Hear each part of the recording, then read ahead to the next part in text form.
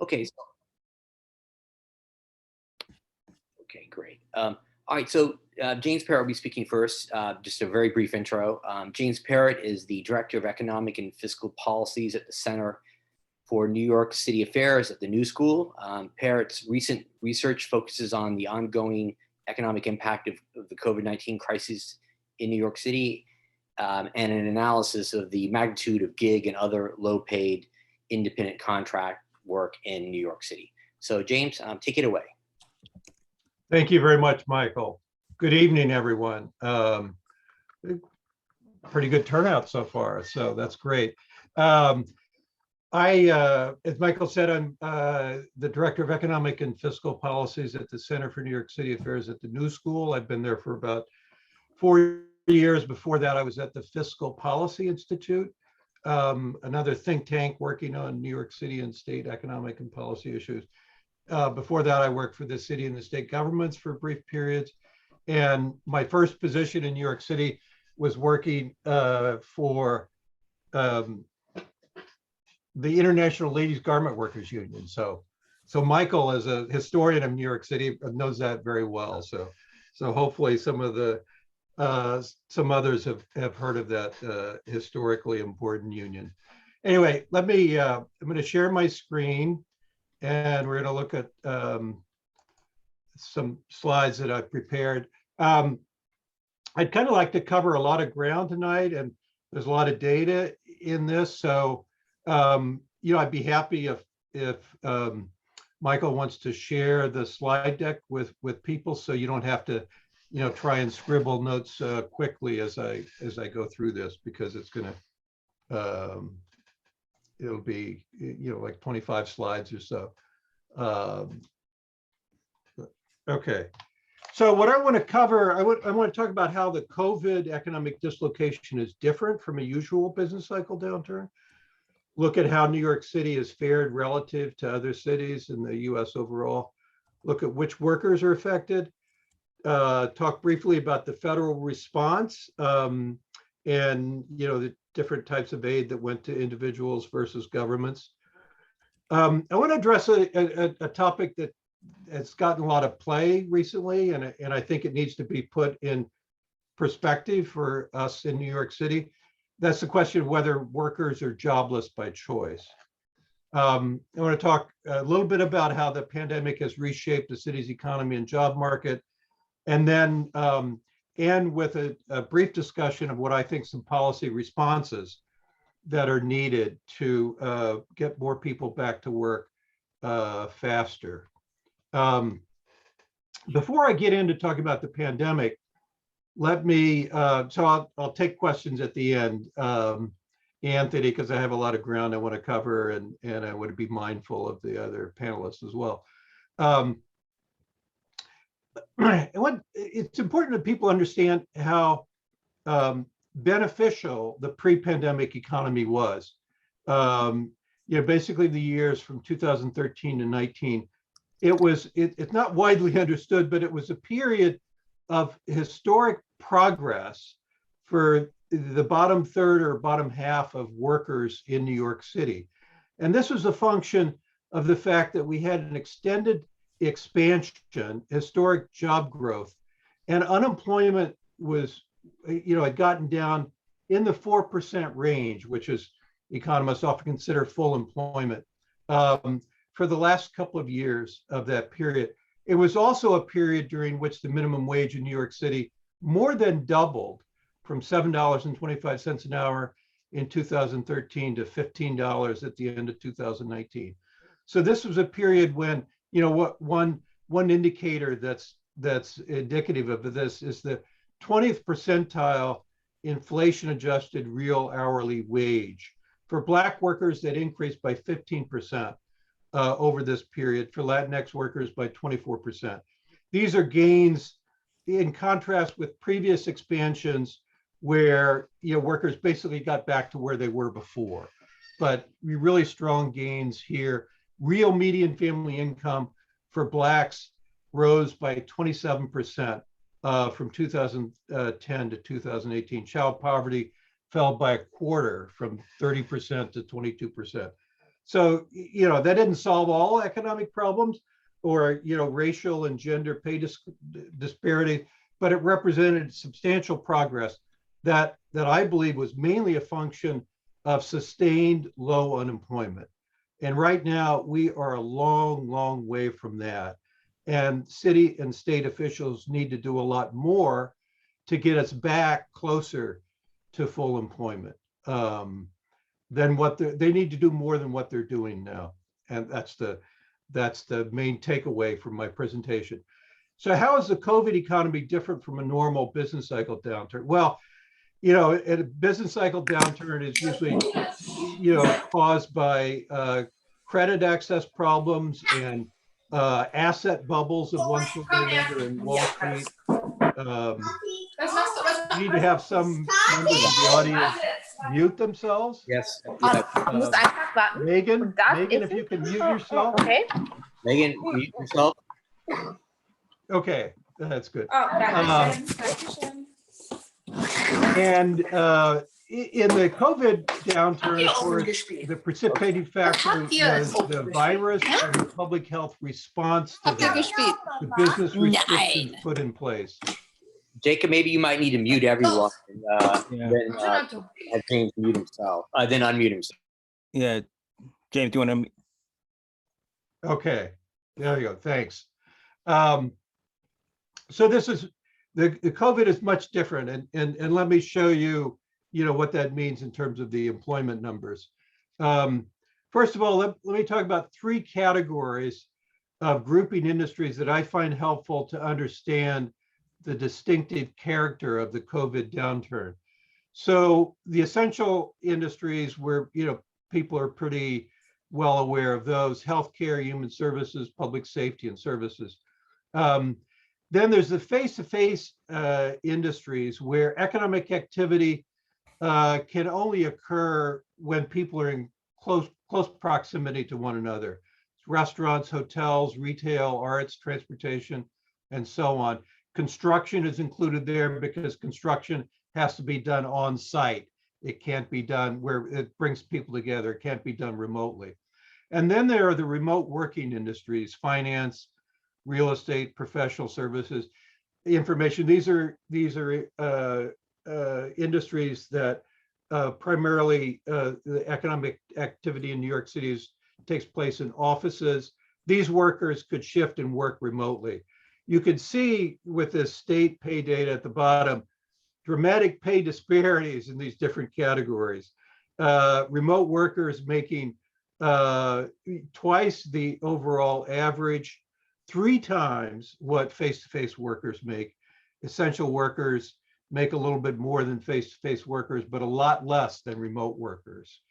So here's the distinctive pandemic pattern is the third of these 3 sets of periods, where you can see that face-to-face industries had a 19% employment decline through August, compared to only 5% for remote working. That's the opposite of what normally happens in a business cycle downturn, where remote working industries see the biggest job declines. That is, the higher paying workers see a lot of displacement in New York City, on Wall Street, corporate headquarters, information, and so on. The tech industry is now part of remote working sector, so much different pattern overall. One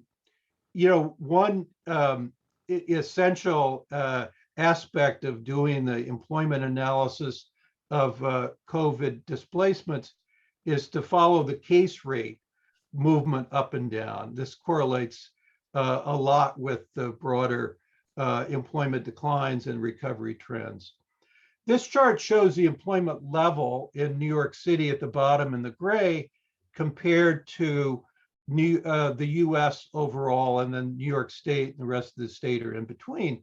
You can see clearly, in the first 2 months of the pandemic, employment plummeted much deeper in New York City than in the US.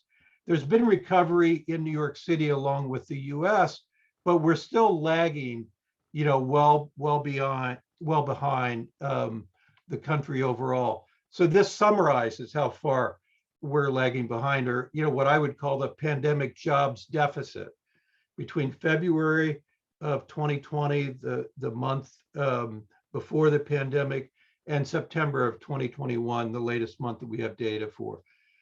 New York City's employment jobs deficit is 11%, 3.5 times the national decline of 3%. And New York State overall is 3 times the national decline. This really is a situation where the national economy has, has not been nearly as adversely affected as New York City and New York State. And even the rest of the state has an employment decline that's greater than any single state in the country. New York City, of course, has been hit much harder than any large city in the country. The only ones that come close are San Francisco and LA on the West Coast, and then Philadelphia on the East Coast, but again, not nearly hit as hard as New York City. I'm not going to go through all of the numbers on this chart. You can refer to those later if you're interested. A couple of takeaways from this.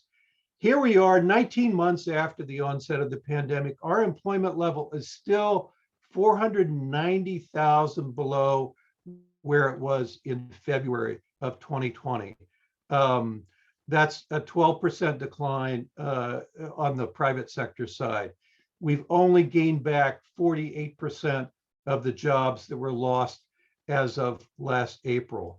The face-to-face industries have lost 19.5% of jobs through September, 4 times the 5% job decline in remote working industries.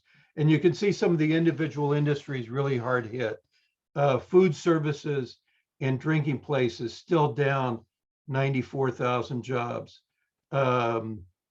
Retail trade still down 45,000 jobs, and so on. While jobs throughout the city have been affected because of the concentrated impact on leisure and hospitality, that is hotels and restaurants and the arts sector, Manhattan has experienced the steepest job decline.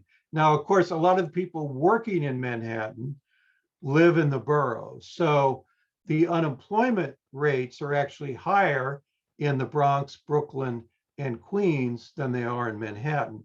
But in terms of the business locations where businesses have seen the greatest job decline, that's concentrated in Manhattan.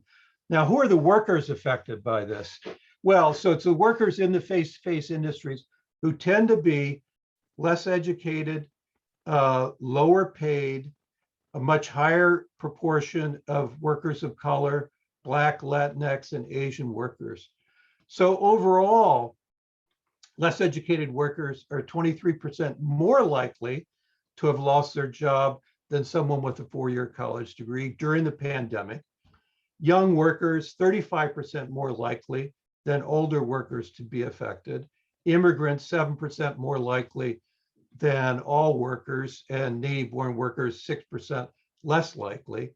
Lower paid workers, much more likely to be affected than higher paid workers. Only 10% of the workers losing jobs make more than 100,000.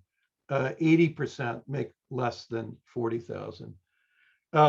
This chart shows for New York State people receiving unemployment benefits, and hopefully most of you are aware that on September 6th, the federal unemployment benefits ended, hence the cliff in this chart. Now, this meant that 1.5 million New York State residents, about half of whom are in New York City, lost weekly benefits averaging $500 to $600 a week at that point. There's been a lot of federal aid. The link in this chart is to an economic update that you can find on the center's website, where we provide a table with details on this $272 billion in federal assistance A lot of that went to individuals. 30% of the total was paid out in unemployment benefits. The unemployment benefits and other benefits to individuals, like the pandemic stimulus checks sent to people and the rental assistance, most of that has been paid out at this point. There still is a lot of federal aid in the city and the state budgets that I urge should be used to address some of the persisting unemployment problems. The Census Bureau does a periodic survey of households to gauge how they're faring during the pandemic. The most recent two surveys combined show that in New York State. James, it's really great, but you could try to finish up in like 2 minutes. Yeah, I can do that. Thank you. So a high percent, over 40% of Black and Latinx households are still having difficulty, 18 months after the pandemic, paying usual household expenses. Are workers jobless by choice? I think that needs to be put in perspective.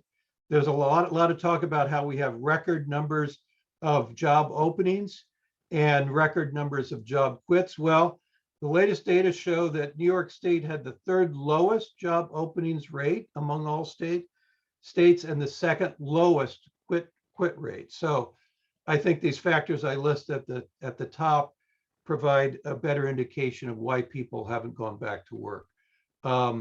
This chart shows unemployment rates, and there's great disparity between white unemployment rates being much lower on average than for Black and Latinx workers in New York State.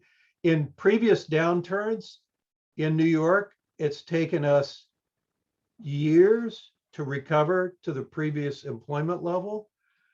The shortest period of time was after the Great Recession, when it took us 3 years of recovery to get back to the prior employment peak.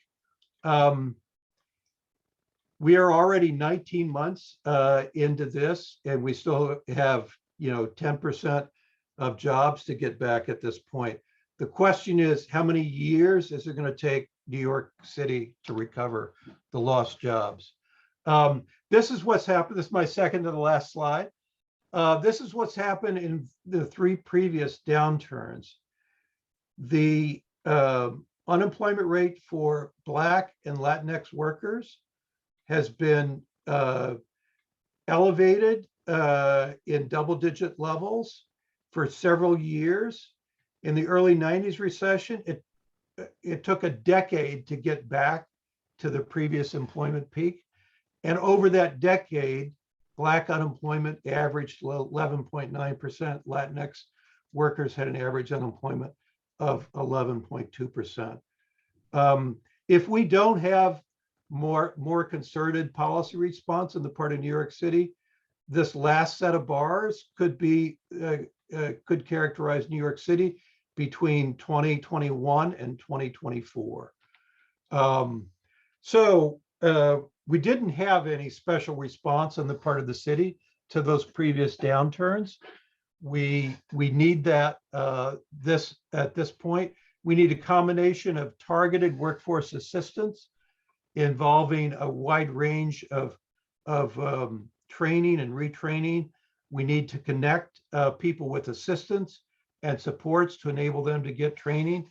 We need to have a wage subsidy approach coupled with technical assistance to small struggling businesses. And we need to have a workforce system that doesn't now exist to address these needs. And the funding is one thing that we have available in the form of billions of dollars in federal assistance that still exists in the city budget and in the state budget. Thank you. Thank you, James. That was very helpful. In a way, kind of grim, but very helpful. All right, so our next speaker is Professor Leslie Green Rennes. She's a chair of the Health Education Department at BMCC, CUNY. Her expertise is in public health history, health disparities, and social determinants of health.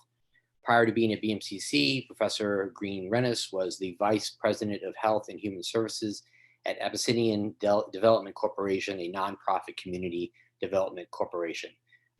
Leslie?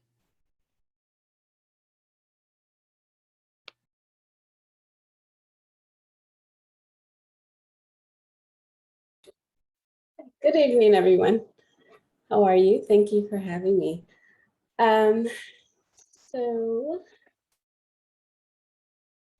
I'm just going to talk a little bit about, I'm sure we all are intimately connected with the public health consequences of COVID.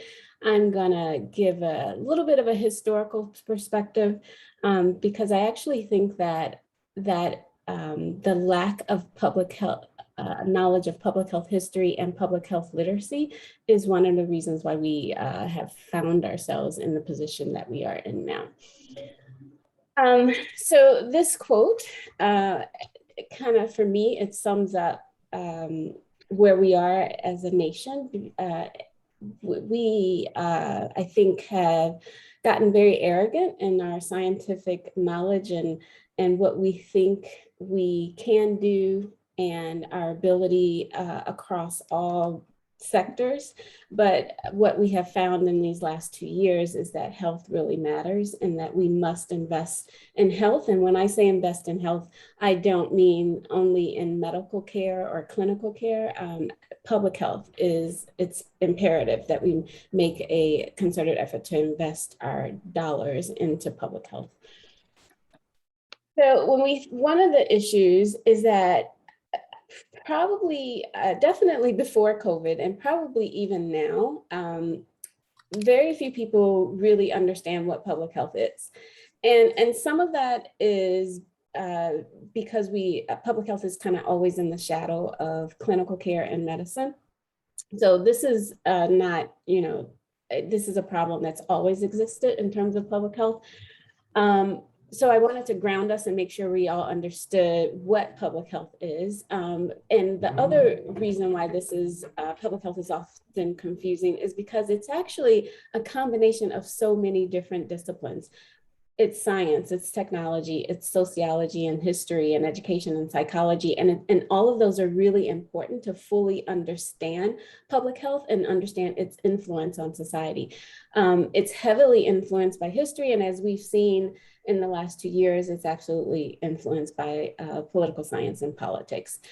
These two quotes that I have here, the first one is actually the definition that helps to understand what public health is and does. So the responsibility of public health is to take care of the whole of society, to make sure that we all have what we need to live a healthy life and to live a life that's supported by our environment. And then the second quote, public health is a little bit of everything and not enough of anything. We see that, it's easier for people to demand that there's something done about the economy, or there's something done about the criminal justice system, or there's something done about the medical system. But because public health involves all of those and it affects all of those, and it's so big, we as a nation we've had a really difficult time making large scale public health advancements in the way that they need to be if we are going to survive COVID and any future pandemics. So just a little bit of history. Public health history is actually one of my favorite things to talk about because it really shines a light on where we are now. When we think about public health history, a lot of what we have experienced with COVID, we've actually been here before. When some of the picture that I have here, this is actually a mask that was worn during the Middle Ages, during the Black Plague. So, and it was during a time where we had the same pushback and people didn't want to wear masks and people were afraid and people had all kinds of conspiracy theories. And so the same things that we're experiencing now, we've been experiencing them for centuries. in terms of public health history and the importance of public health history, without public health, we would not have garbage collection, clean water supply. I'm sure you all remember the book, The Jungle, and the occupational hazards of working in factories. All of those things and making course corrections to those things have to do with public health. And a lot of times people don't really understand or realize how important public health is and how it's very separate from medical care. However, it's intimately connected to medical care. So it's really important that we have both. The other thing about public health is that it's always been challenging. There's always the fight between the public good versus private rights. So people have always fought to have their private rights, to be able to live in the way that they thought was best for themselves. However, the way that we live as individuals, of course, affects other people. So that's the where public health finds itself. And the most challenging part about public health is to balance the public good with the private right. So pre-COVID, we knew a lot of things, and this is what I mean by how important understanding history is. When I say pre-COVID, I mean decades, 20, 30 years before COVID, we knew that animal to human transmission happens often. The increase in globalization was increasing the likelihood that we were going to have a pandemic. We knew that we weren't prepared. We knew the federal government had a poor emergency response system. We knew that our stockpiles weren't ready. We knew that we had been plagued by health disparities and health equities for decades. And we knew that all of these things would be exacerbated by a pandemic that was imminent. We knew it was coming. And we knew exactly what we needed to do to prevent it, and also, or once it arrived, we knew what we needed to do in order to mitigate it. However, that didn't happen. The things that we needed to do did not happen at all. And instead, we had all these voices, and the confluence of the voices, the confusion of the voices, the deep involvement of political arguments, and how the politics were involved from the beginning of COVID, it exacerbated everything. It created the perfect storm. You could not have made up a story that was worse than what we saw happen with COVID. So the systems that were in place that were supposed to protect us, that were supposed to be marshaled and governed and put into place in order for us to survive this pandemic, they were not. And instead, we had confusion. We had people who felt mistrustful of the government. We had a federal government that did not have deep enough reaches to local communities. And as a result, we have what we had in terms of the pandemic. And one really important thing that people, we saw play out before us is that public health is, it involves moving ahead in the face of incomplete or conflicting scientific information. So because we saw that conflicting and scientific information roll out and play out right in front of us, and because we don't have the public health literacy and the public health historical knowledge, we took that and it became a source of mistrust, which fueled further mistrust, so that as the government continued to try to grapple with, and the scientists who were working with the government tried to grapple with the pandemic, with each decision that they made, it got worse, because there were often times where they had to pull back and they had to change their mind about things. But that really is the nature of public health, because the decisions, the science of public health, it's in the present. You're acting on the knowledge that you have and the information that you have right before you. And sometimes that knowledge is incomplete and sometimes it's conflicting. And public health professionals have to be able to have the space that they need in order to get it right. And unfortunately with COVID, they did not. They did not have that space. And every time they didn't get it right, it was held against them and resulted in people being more and more mistrustful. So where do we find ourselves now? We find ourselves exactly where we would have thought we would have found ourselves given the way that this whole thing has been handled. This is recent statistics in New York City by race. So this top line here would be Black Americans. The thick line is the city overall. The second line would be Latinx, and here we find white Americans, and then the last line is Asian Americans. So throughout history, this pretty much displays most infectious and chronic disease data when we look at it by ethnicity and race. Again, we've known that. We've known about health equities. We've known about health disparities. However, the decisions that we made with COVID only exacerbated problems that we anticipated. So what have we learned, or what have we hopefully learned? We know that equity matters, and that different populations of people by race, by ethnicity, by income level in the United States, by where you live in terms of the region where you live in, all of those things matter in terms of your response to public health mandates. We also know that community matters. So the way that we responded was from the federal government, but the federal government is actually not the entity to have the most power when it comes to making public health changes. It's really starts at the community level, and it should have started at the community level, but the community did not have the power or the decision making to be able to respond to the pandemic in a way that would have people would have been more trustful. We finally started to get to community response, but by then it was too late. The other thing that we have realized is that in our arrogance and in our thinking that this couldn't possibly happen to us, that we are not immune. A virus is a virus, and we are all, you know, I often have conversations with my students about viruses that cause sexually transmitted diseases. And the one thing that I tell them is that viruses, bacteria, they don't discriminate. If they are given the right environment, they will infect whoever is in that vicinity. So we are not immune, and we were not immune to COVID, and we will not be immune to the next pandemic that hits.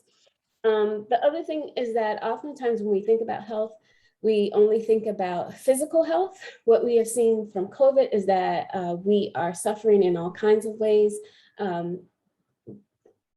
Definitely the economy, but also we are suffering from mental health issues. We are suffering when it comes to substance use. So unless we deal with things more holistically, we won't be able to heal from the COVID pandemic. And then we oftentimes focus on just the cure. So clinical medicine is all about cure, and thankfully, medical doctors, clinical medicine, they're very good at treating sickness. However, we need to focus more on prevention, and we need to get our communities healthier. New York City has some of the worst disparities by community when we look not only at COVID, but at other infectious diseases and at chronic diseases. We have learned that being ignorant to public health is very costly, and that public health science and public health education matter, and they are essential if we are to live healthy and productive lives. Thank you, Leslie. That's great. That's perfect, and good timing too as well. Okay, the next person who is going to be speaking is Julian Harris Calvin.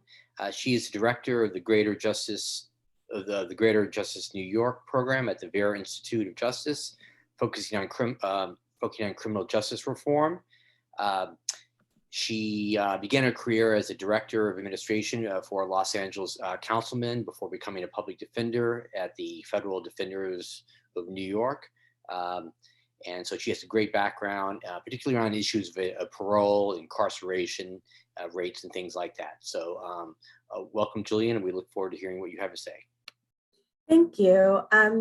I am going to fight the prompt a little bit in my presentation. I know that we really were brought to talk about specifically COVID's effect on these particular segments of our public engagement and our civic life. But I think, contrary to what many folks think, COVID didn't really have a huge effect on how New York City's policing apparatus and law enforcement leaders approached their job, approached public safety.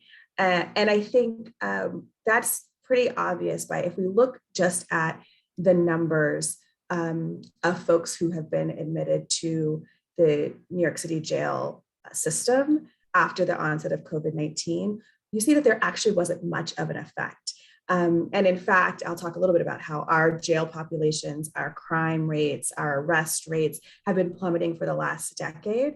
And even just after the onset of COVID-19 and the city shutting down around March, we see that between April of 2020 and July of 2020, judges and prosecutors were actually seeking to admit more people to the congregate living settings at Rikers Island than before the onset of the pandemic. And so our jail populations were ticking back up despite the fact that jails and prisons are much like nursing homes. They're petri dishes, and most of the populations there, similar to nursing homes, are ailing in terms of chronic diseases and vulnerabilities to pandemics. So I think what I would like to, if you're okay with it, Professor Spear, is just give like a broader context as to where we are in terms of public safety in the city of New York as we're transitioning out of one administration into another.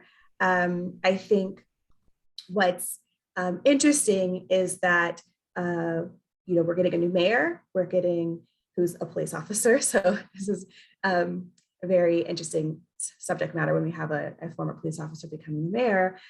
We have most of the city council is going to be completely brand new. We have a new Manhattan district attorney, and Manhattan sends the most people, the most New Yorkers, to Rikers Island out of all of the 5 boroughs, even though it is not the most populous borough.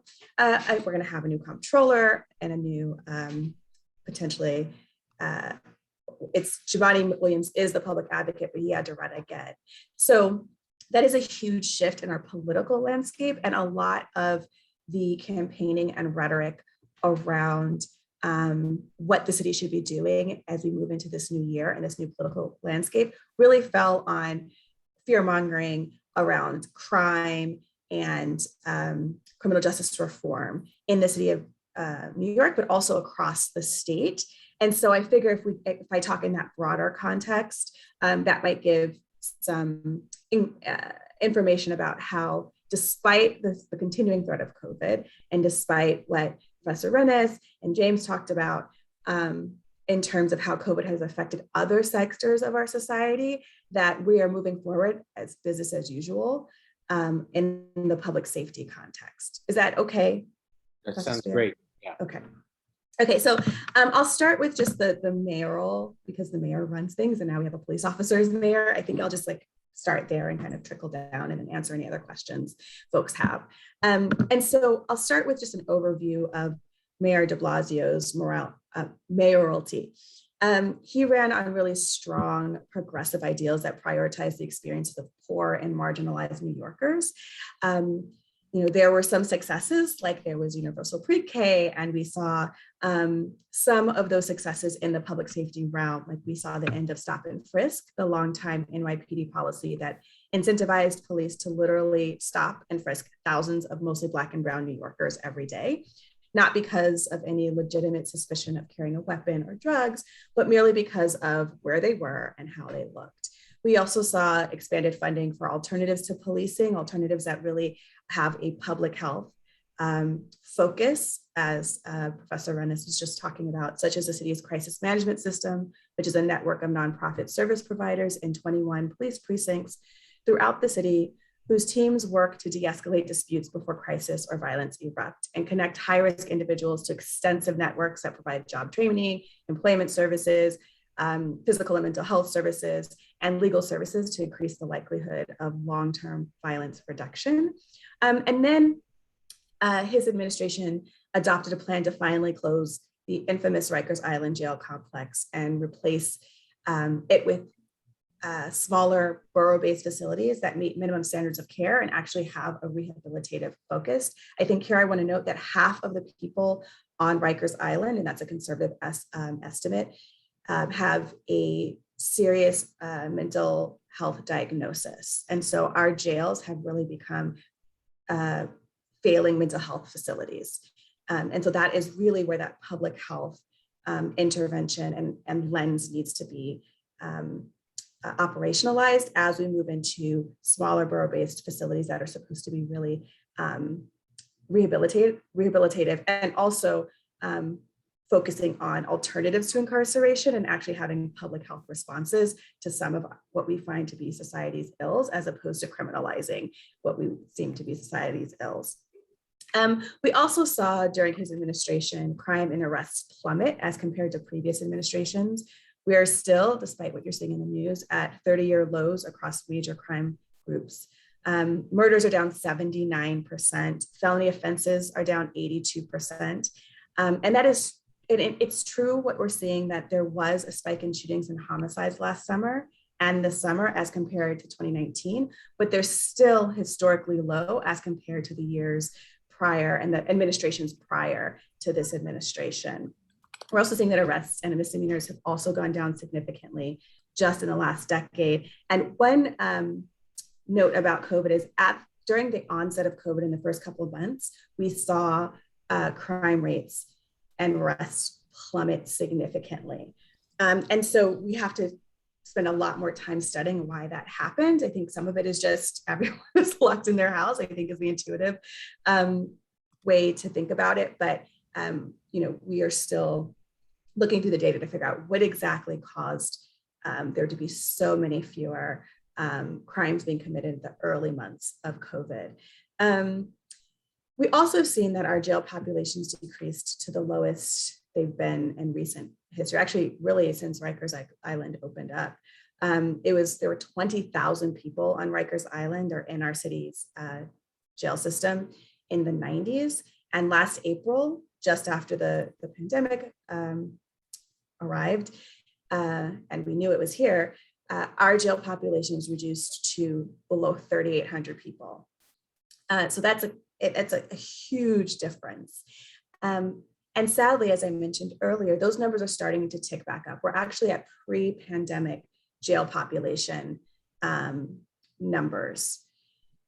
One thing that I think we're hearing a lot in the news is that, we need to get the courts reopened because people are sitting in jail because the courts are not fully open after being completely shut down during COVID-19, and then having really stringent COVID protocols that are slowing down trials and hearings. But I think that is just misplaced. It's a misplaced focus, blaming the courts and court processing for our continued use of jails, despite the continued threat of COVID in our jails, because we saw our jail population drop 58% between January and April 2020 as a result of bail reform. And not because of the fact that cases were moving more quickly. And we saw that between April and July of 2020, the jail population increased by 40%, but not because people were sitting in jail waiting for trial. Those were jail admissions. So judges were continuing to put more people in jail. 40% more people were being admitted to jail. It wasn't that people happened to be there significantly longer. Now, periods of staying in jail until your trial did increase, but that is not the driving factor for why our jail populations are continuing to grow, despite the public health threats that continue to be in those congregate living facilities. But if we take these broader facts and figures about crime rates and arrests and jail populations, plummeting, and during the de Blasio administration and the entire decade and up until this new administration moving in, you would think that this administration stayed true to ambitious, progressive campaign promises. But it only takes a little scratch at the surface of that to reveal that below the surface, all of these progressive changes really resulted from years of momentum and advocacy that created a wave that our mayor and our city council and other leaders in the city rode when implementing criminal justice reform and really making New York the safest city in the country, which it still is. And so, though de Blasio ran on putting an end to racist stop and frisk practices, which really drove a wedge between him and the NYPD even before he was sworn in, he actually did not end stop and frisk. Though he tried to take credit for it, there was a lawsuit that predated him that forced the city to end the practice. And after he got admitted, or he became the mayor, he actually named Bill Bratton to be our police commissioner, the original architect of stop and frisk, as his police commissioner, which doesn't seem to make sense unless you look at the broader context. Just after de Blasio took office, a sea of NYPD officers literally turned their backs on him. I probably should have gotten a slide, but you can Google it. You see him speaking at the funeral of a police officer that was shot in the line of duty, and all of the police officers turned their backs on him as a public showing of a lack of respect for him. He also rubbed the NYPD leadership the wrong way when he verbally empathized with protesters who mobilized after the police killings of Eric Gardner and Michael Brown. So since then, he's actually bent over backwards to avoid the ire of the police department. And so what does that look like? And I'll make it clear why I'm bringing this up in a minute, but what does it look like to avoid the ire as the mayor? Despite nationwide protests after George Floyd's murder last year that led to calls for reinvesting police dollars into non-law enforcement alternatives, and this is during the time, as James was talking about, where we as a city and a state and a nation were projecting huge economic and fiscal negative consequences of COVID. The city of New York said that they were going to cut $1 billion from NYPD's $11 billion budget. But in fact, they didn't. They just shuffled money around and continued to give $11 billion to the police. And NYPD is by far the largest and most expensive police department in the country, costing more than $11 billion, as I mentioned. And despite the fact that the city's population has remained constant over the last decade or the last 5 years. As I mentioned, crime and arrests and the use of police resources has gone down over the last year. The last 5 years, the NYPD budget has grown 18% during that time. So as we're looking at fiscal shortfalls brought on by COVID-19, and actually the numbers are showing we don't need more policing, we don't need more police money, the city has decided to continue to give more money, 18% more money over the last 5 years to NYPD. Again, and that's part of Mayor de Blasio's budget. The plan to close Rikers Island has already been delayed from 2026 to 2027, despite the fact that 14 people have died this year due to the inhumane conditions in Rikers Island, including overflowing toilets, lack of sanitation, extreme violence, and people being denied food and prescription medicine.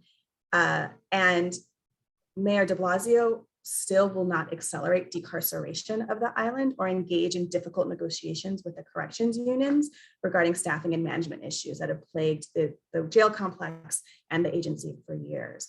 And again, in terms of TK. Sorry, Julie, maybe try to wrap up in the next minute. Yeah, 1 minute. Yeah, sure. Also, there's no other local jail system that costs as much as New York City's, and no other local policing department that costs as much, even though we are not the largest city in terms of numbers. And so I say all that to say, people thought that like, oh, after having the Democratic primary last year and seeing all of these candidates that were talking about alternatives to incarceration, alternatives to policing, alternative investments in public health solutions to these problems, having Eric Adams, a former police officer, more moderate Democrat, being elected to mayor was this huge shift. But in fact, it's not. And I think I just laid out why that is. But I do think it speaks to the fear mongering that we're hearing around crime and criminal justice reform, where you see the New York Post almost every day. They're claiming that someone got out because of bail reform, or bail reform has made the streets as bad as it was in the 70s, when in fact, we're much better than we were in the 90s and 70s. And so I just wanted to point that out here to say that it feels like we're in a moment in this huge transition and a backlash against reform and a backlash against decarceration as a response to COVID, as a response to other issues. But I don't think it is that stark. And instead, I think if we take a seat back, we're seeing that we actually are more further on the progressive end of criminal justice reform and alternatives like public health solutions to incarceration and policing. Thanks, Julian. And we'll have some time at the end for some questions if people want to follow up some issues you brought up. So our last speaker, and then we'll go to Q&A. Our last speaker is Samuel Stein. Samuel is a housing policy analyst at the Community Service Society, where he wrote an important report assessing the de Blasio administration's affordable housing record. Prior to joining CSS, he worked for such housing and labor organizations as Tenants and Neighbors and SEIU, the union. He's also the author of a really excellent book called Capital City, Gentrification and Real Estate State. Okay, Sam, take it away. Thanks a lot. Happy to be here, and I will try to be brief because I know there are questions in the audience, but I think housing has been on a lot of folks' minds throughout this pandemic for many reasons. One is that it remains and was before the pandemic one of the primary stressors on most New Yorkers, but especially low-income New Yorkers. And then, of course, by the fact that the primary public health tool that we had at our disposal for much of the pandemic pre-vaccination was stay at home. Stay at home is impossible if you're homeless. There were probably over 70,000 homeless people in New York City prior to the pandemic. The shelter census is lower now, closer to 50,000, but that's likely because a lot of people are choosing to stay in the streets and other options, not so much because they've been housed, given the danger of the shelter system. We have 92,000 homeless people on a given night in New York State. So I'm going to talk a little bit about data that the Community Service Society collects in its annual Unheard Third survey of low-income New Yorkers on housing impacts of the pandemic, and then do a little background on where things were before the pandemic for some of that context. So let me share a slide right now. Okay, folks see that? Hopefully you can. Yep. Okay, great. So these are the results of a survey that was conducted in July 2020.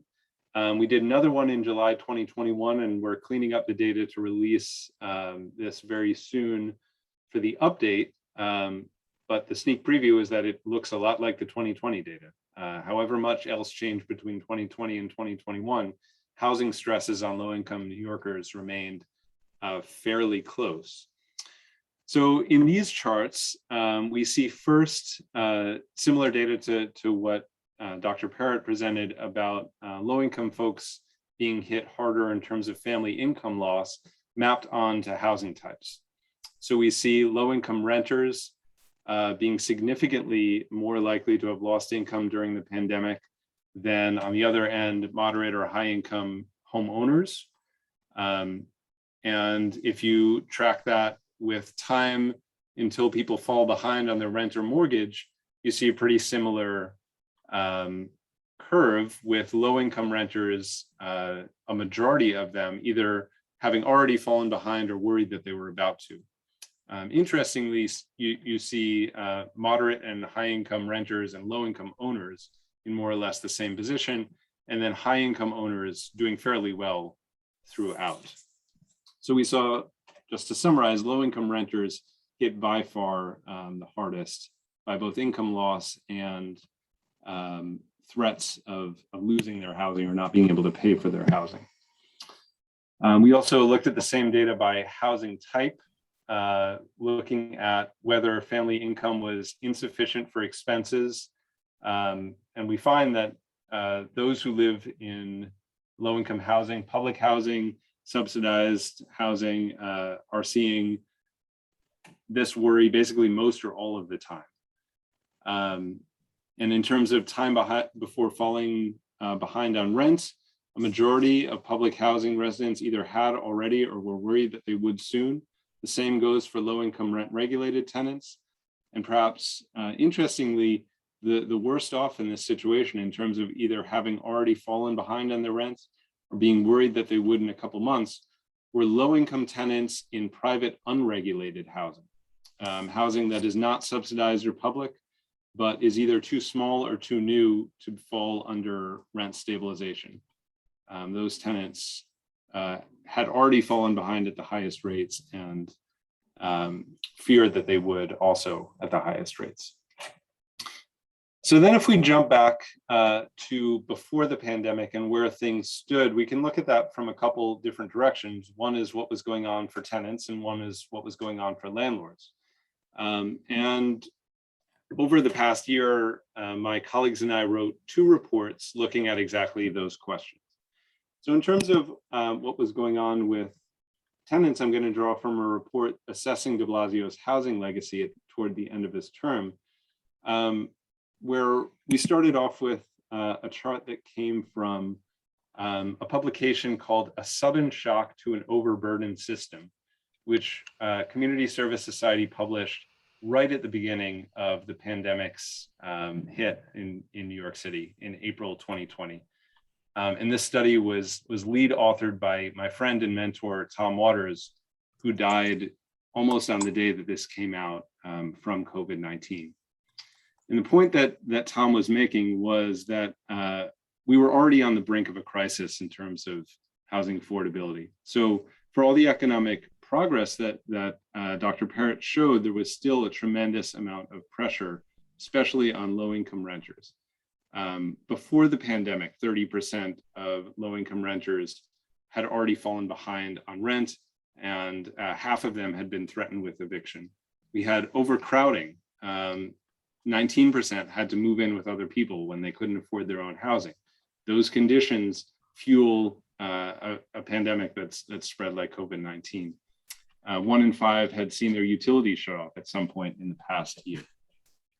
So there was already quite a housing crisis before the pandemic for low-income tenants. The de Blasio administration did make significant strides on a couple fronts in terms of affordable housing production and in terms of low rent increases or rent freezes for rent stabilized tenants. This is a chart that shows new construction and preservation of affordable housing broken out by various income groups. And I know there's a lot of data on these charts, but as Professor Spear said in the comments, he has this slide deck and please feel free to share it with anybody who wants to see it.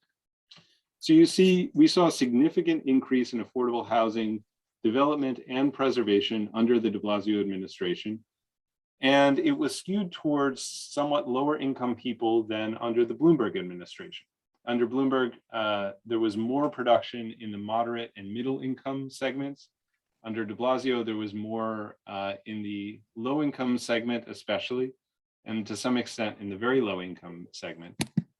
But if we look here and compare how many households needed affordable housing solutions and how many units were either created or preserved, we see that it's people who make even less money than the de Blasio administration was targeting who are most at need by far and were severely underserved by the options that were created during his administration.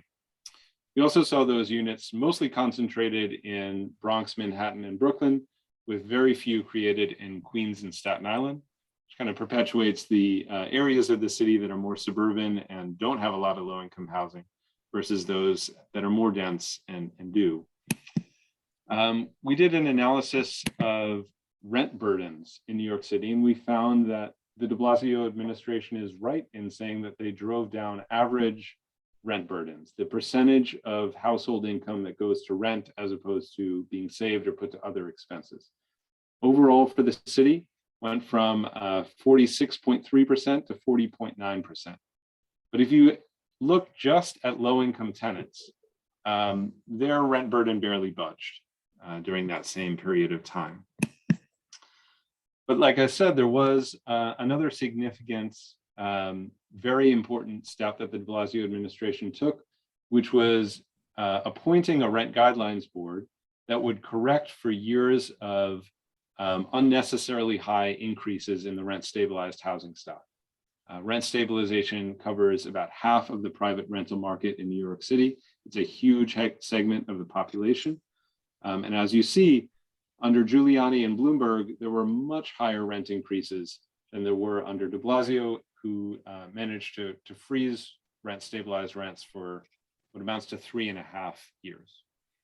I can go on in this direction, but for the sake of time, I want to shift gears and talk a little bit about what was going on for landlords and developers before the pandemic, to put that in context. So we've heard a lot about landlords facing challenges during the COVID pandemic, tenants who weren't able to pay their rents. There was an eviction moratorium, so landlords couldn't push them out. But we have to remember how good a position they were in sort of recent historical terms compared to that crisis that I showed for tenants. So in another report that I co-authored with a couple colleagues called, it's a long title, I have to look at it, Corporate Windfalls or Social Housing Conversions, the Looming Foreclosure Crisis and the Choices Facing New York. We looked at some kind of historical landlord data to show the growth in housing asset values in the preceding decades and the way landlords behaved during those years. So rental building value in New York City rose in two big waves since the mid-1990s. The first between 1995 and 2007, when average annual rental sales prices in New York City increased by almost 400% in every borough but Staten Island. And it's not that Staten Island didn't do so well, we just don't have data for them. And then between 2010, the sort of beginning of the recovery from the 2008 crisis, in 2018, those sales prices rose again, more than doubling in many neighborhoods. In Upper Manhattan, the Bronx, Brooklyn, and Queens, total sales volume for rentals rose from $1.3 billion in 2010 to $8.3 billion in 2016. So you could flip a rental building during those time periods and make a whole lot of money. While landlords were holding onto those buildings, they took out a tremendous amount of debt on them. They would refinance their mortgage, pull the equity out of the buildings, and get a sort of cash windfall. The average debt levels per unit of housing, per apartment in New York City, between 2010 and 2018 rose by 121%. This was a widespread pattern. So landlords were essentially taking out debt on buildings that they owned under the assumption that they could sell them for a lot of money and never have to repay those debts, and also that they could raise rents. A couple things interrupted that cycle. First, a massive improvement in the state's rent stabilization laws that took place in 2019, which meant that landlords could have far fewer loopholes to raise rents on rent stabilized buildings and take them out of that program than they could before. And then of course, the other major shock to the system was COVID-19, when tens of thousands of workers could no longer pay their rent. Hundreds of thousands of workers really could no longer pay their rent. And so we do see landlords in some form of economic peril right now, but it's important to say it's because they had taken out a tremendous amount of debt, assuming that the rents would rise and that rent payments would keep up. those things are not the case.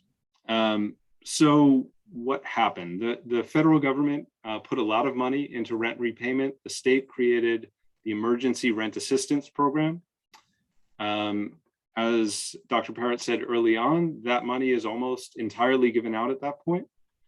By our estimates, about a third of the people who could have qualified for that actually applied. And there's still about a third of those who applied who still haven't had their applications processed. So they don't know if they're gonna get their money to repay their landlords.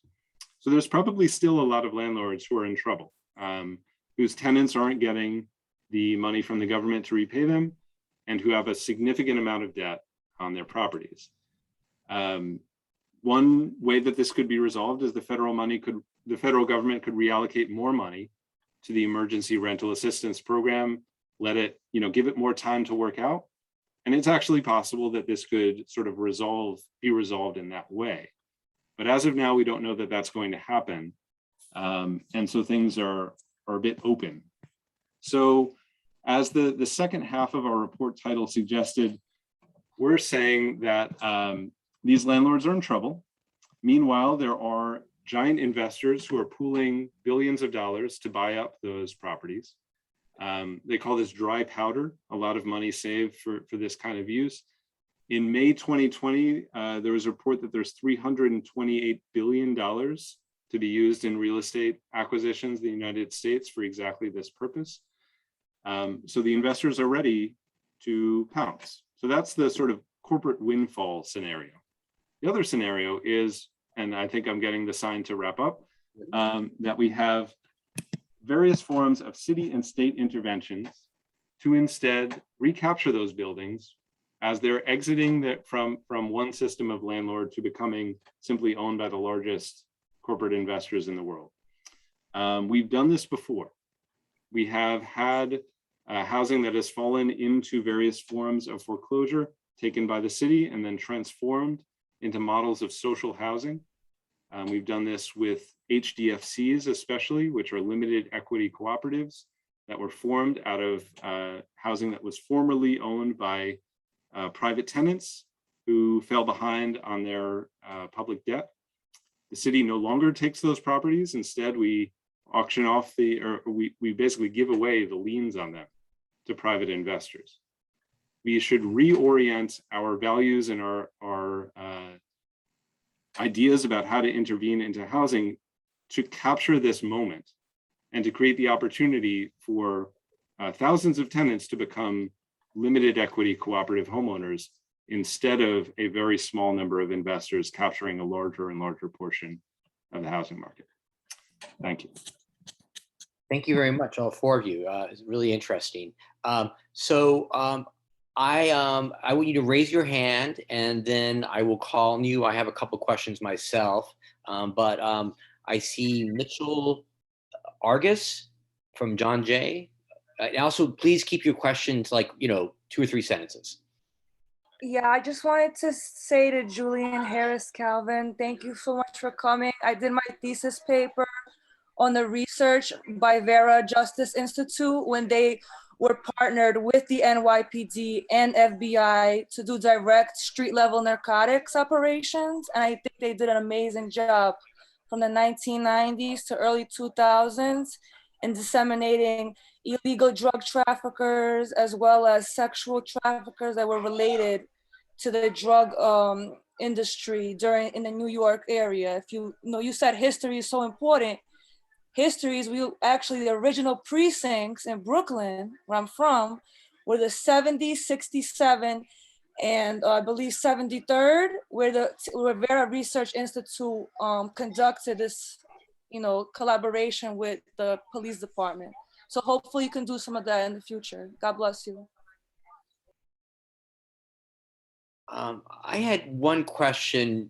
You want to respond to that, Julian, at all? Okay. Well, I would just say thank you. And yeah, it's not that we don't hate the police. We actually have a policing program that does technical assistance with police departments. And so, yeah, we do a lot of those collaborations on collecting data and putting that out.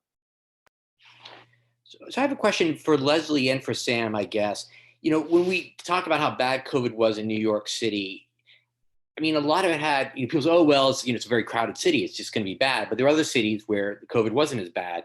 And so the issue of housing is kind of interesting to me, that the relationship between crowded housing and, I mean, so Leslie, is there sort of relationship between people living in crowded settings and the spread of COVID? Absolutely. The spread of infectious diseases in general, there's a relationship. And one of the things that why we were so concerned about COVID is because its ability to be transmitted through the air was very different than other viruses that we had been concerned about in the past. So the fact that it was so easily transmitted, and also, of course, that it was the mortality rate was so high.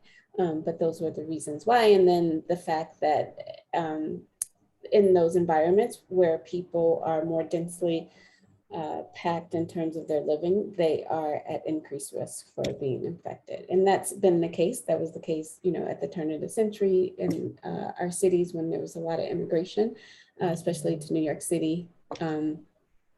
We've always seen that in terms of infectious disease. Sam, you want to add anything to that? I'd certainly agree. And you can look at maps of neighborhood overcrowding and map that onto rates of COVID and see a lot of overlap. Severe overcrowding is a persistent problem in New York City.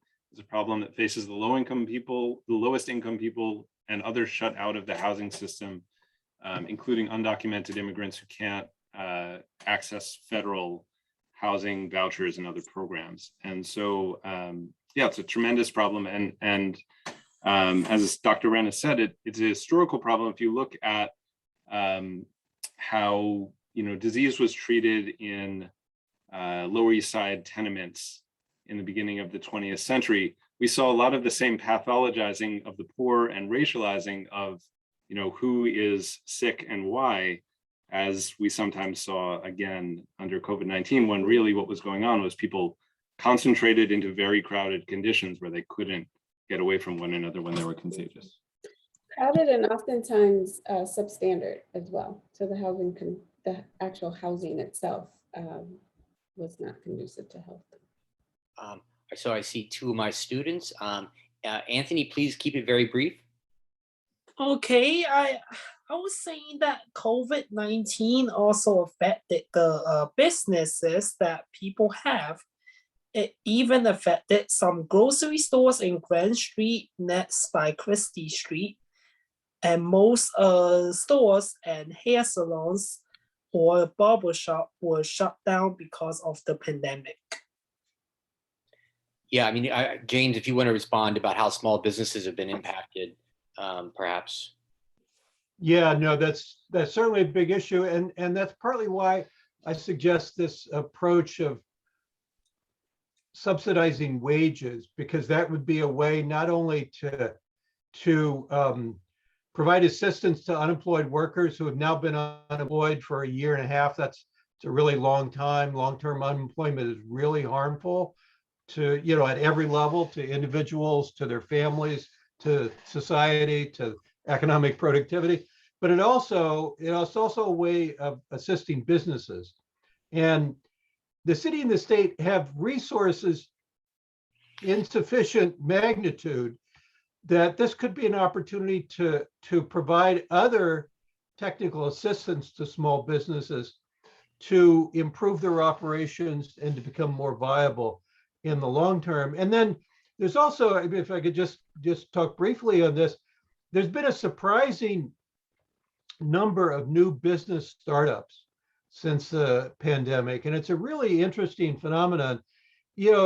Some people hypothesize that it might be due to the fact that people receive stimulus payments in 3 lump sums over the past 18 months, and that for people who always wanted to start their own business but didn't have access to capital to borrow the money, the stimulus payments provided an opportunity for them to get into business. So in a lot of cases, people have great ideas for businesses, but they as budding entrepreneurs, they would benefit from technical assistance and support activities. So would be a good moment for government to lean into that trend and to help a lot of these fledgling businesses take root and thrive in the future. And certainly, it would be great if they get to the position where they're able to hire employees and expand local employment. So the city and the state really need to recognize how severe the economy is. They can't remain complacent as they have, because there's this narrative nationally about unemployment is by choice. People are not going back to work because they're reassessing their options and so on. That's true for a small, portion of the workforce in New York City. It's not broadly true. Karen said she's going to write her question in the chat. Abdullah? Hello. I can hear you. My question, Ifeoma. My question, the professor that speak on public safety, I have a question for her. Okay. When she was talking about the NYPD, she said that so much money was given to them. So my question is, why did they put so much money on the NYPD? What about the health department and other facilities? Why is it so much money placed only on NYPD? I think it's just a choice that we've made over the years to spend, to target some of the broader societal issues, like the need for mental health care or substance use treatment, and those kinds of harm reductive strategies, public health interventions. Instead of spending money on those, we send the police. And so I think, I was on another panel with the city newspaper last week with a police officer and another professor who does policing as part of his academic pursuits. And, police don't want to respond to mental health crises. Police officers don't want to go round up homeless people. But we have decided that as a society, but our city leadership has decided over the decades that we would rather send police officers to address those concerns, those neighborhood concerns, and then funnel those folks through the criminal legal system, as opposed to funneling them through what used to be a much better funded public health system, or expanding, as Sam was saying, expanding housing opportunities and other kinds of interventions that really address the root of these problems. We're criminalizing and policing those problems. And it's just an easier answer, though it's not an effective answer. Thanks. Okay, so we don't have that much time, but I see Ginny and Abdullah have their hands raised. So please ask your questions very briefly. Abdullah, I think you were first. Hey, Professor, how you doing? Yep, what's up? So my question is for Leslie. I have a question about, since we have the pandemic of COVID and this, the accuracy of the vaccine. Because there's some people who are scared to take the vaccine because some people said that it takes a long time for the vaccine to be created, and they made it over a year and a half or less than a year, and some people are afraid to take it. So if they can explain more about it, if they don't mind. So the techniques used for the COVID vaccine, they are new. However, they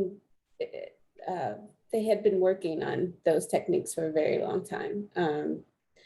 And here's the thing that I always tell people in terms of the vaccine. You absolutely have the right to take into consideration your individual health, and you should have those conversations with healthcare providers that you trust about potential side effects, because I don't think any health professional or public health professional would ever say there are no risks associated with the vaccine. There's always risk with things, and we don't always know who will be affected by it. However, what we have to consider is that there's also the risk of being infected with COVID. So not getting vaccinated, you still have to consider that you can get deathly ill. So for people to be concerned, it's okay to be concerned. Then you need to make sure that you're getting the right information to make the right decision that's best for you and for your family. Because again, part of the reason why we are in the state that we are is because we haven't addressed this from a perspective of community and family and taking care of each other. We are being very individualistic about it rather than looking at what's best for our entire community, which is what public health is all about. Okay, I think we have one more time for one more question, and then I might sort of wrap up. Jenny? Oh yeah, hi, good evening. This is for Julia regarding the crime plummeting. I was just wondering if the crime has not been go down because the police was told hands off, and then if the police not making arrest does not make the crime plummet. The city last year was looted, the midtown was destroyed, and the people was beaten. That means that the crime rate is up? I'm just saying. Yeah, so I think, there are always, no one said crime disappeared, right? And I think there are anecdotes across the city about certain crimes that happen, right? We didn't get from 0%, we didn't go to 0% crime. But what I think is important to note is that if you look at the data on the whole, all the aggregate numbers, right? Crime across all crime categories, whether it's burglary and trespass or carjacking or rape, right? Those are down at historic lows. And they are on par with the historic lows that we had in 2019, before the pandemic, before the George Floyd protests, right? And so you're looking at anecdotal evidence, which is, yes, there were burglaries, there were crimes, but they're still at historic lows on the whole. Now, it's true that there was an uptick in shootings and in homicides, right? And so there was an uptick in shootings and homicides, but that wasn't just in New York City. That was actually across the entire country, in blue states, red states, big cities, rural areas of the country. So that isn't something that is just a New York issue. And so it's not just tied to our reforms. It's not just tied to how we police. There was a broader national issue around shootings and homicides, which there are lots of hypotheses about what those were. But the numbers on the whole in New York City are down, but not at zero. Are we talking about the crime or the arresting rate? We actually don't have any more time, unfortunately. The meeting's going to end in about 2 minutes, but thank you very much. One of my good students. So yeah, I want to just, we only have a couple more minutes. So I just wanted to thank everyone for attending the meeting. And I wanted to thank our 4 excellent panelists. I thought it was incredibly informative. If you want any of the PowerPoint presentations or any other documents, you should email me. I put the email in the chat a couple times. And we'll be doing something like this again in the spring, maybe on different topics. I've been thinking about public transportation, issues around public education, what's happening at CUNY, what's happening through K through 12. There are lots of other big issues that we're facing in the city. So stay tuned, and our department will be sponsoring another panel in the spring. And you guys have a great evening. Thank you very much for attending. Okay, so bye, Professor Spear, Professor Jacob, and Professor Leslie. Great job, great